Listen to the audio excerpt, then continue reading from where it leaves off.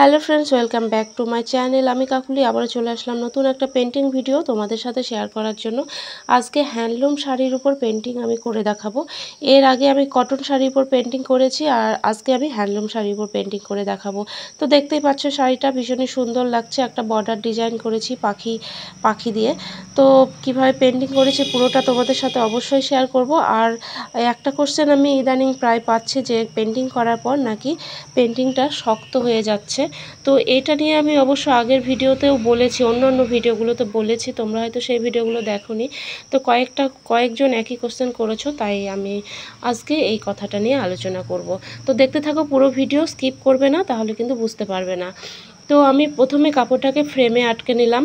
ফ্রেমে আটকে নিয়ে দেখো ড্রয়িং করে নিচ্ছি, হালকা হাতে রং দিয়ে ড্রয়িং করে নিচ্ছি। তোমরা চাইলে পেন্সিল দিয়েও ড্রয়িং করে নিতে পারো। শাড়িটা যেহেতু ভীষণ সফট, তাই ফ্রেমে আটকে নেওয়াটা খুব জরুরি। ফ্রেম যত বড় হয় কাজ করতে তত সুবিধা হয়। তো যাই হোক, এভাবে ফ্রেমে আটকে নেওয়ার পর ড্রয়িংটা অবশ্যই আগে করে নেবে। ফ্রেমে আটকে নেওয়ার পর ড্রয়িং করবে না, তাহলে ড্রয়িংটা একটু এদিক ওদিক হয়ে যায়। তো আগে ড্রয়িং করে নেবে, তারপর কাপড়টাকে ফ্রেমে আটকে নেবে। আমি তুলি দিয়ে ড্রয়িং করে নিলাম একটু হালকাভাবে, তোমরা কিন্তু পেন্সিল দিয়ে ড্রয়িং করে নেবে। আর তারপরে দেখো খুবই সহজভাবেই আমি দেখাই প্রত্যেকটা পেন্টিং।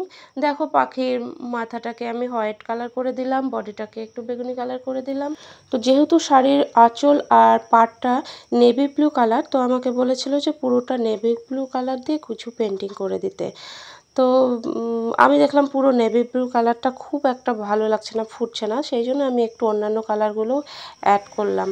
তো পাখিটাকে আমি পুরোটা বেগুনি কালার করছি, আর ব্লু কালার দিয়ে অর্ধেকটা ব্লু কালার রাখছি।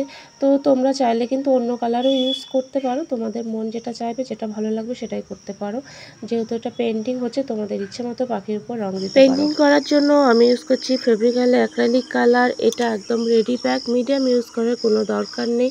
কিন্তু যখন রংটা গাঢ় হয়ে আসবে তখন অবশ্যই মিডিয়াম ইউজ করে রঙের ঘনত্বটাকে কিন্তু একটু পাতলা করে নিতে হবে।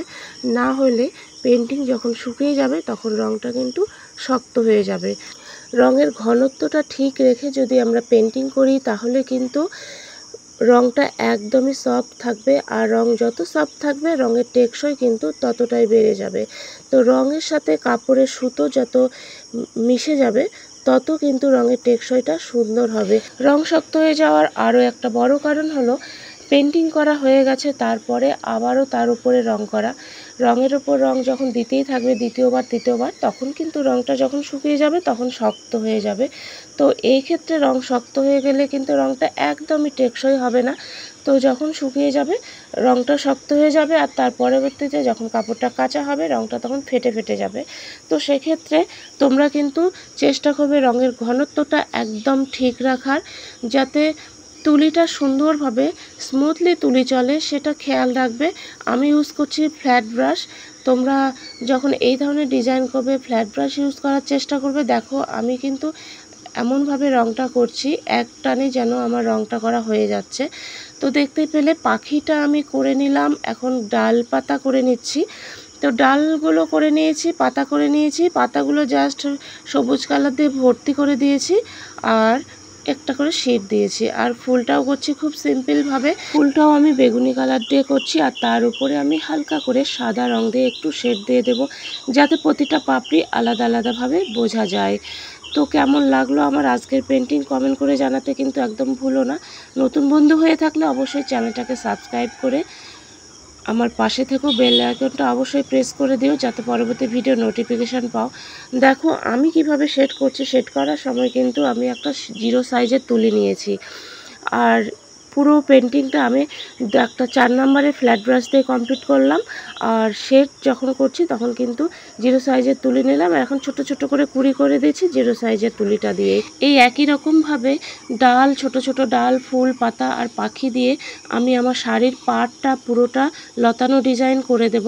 তো তোমাদের দেখানোর জন্য আমি ছোট একটা ফ্রেমে আটকে নিয়ে দেখালাম, ভিডিওটা করলাম, কিন্তু আমি কিন্তু শাড়িটাকে পুরোটা আগে টাঙিয়ে নিয়েছি, দড়িতে আটকে নিয়েছি। তোমাদের অন্যান্য ভিডিওতে দেখিয়েছি যে কিভাবে আমি দড়িতে আটকে নিয়ে কাজ করি, ওইটাই আমার সবথেকে বেশি সুবিধা হয়।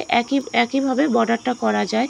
তো এভাবে বারবার ফ্রেম খোলামেলা করতে আমার একটু অসুবিধা হয়, তো আমি এভাবে ছোট ফ্রেমে আটকে নিয়ে কখনোই কাজ করি না, অনেকটা টাইম লেগে যায় সেই জন্য।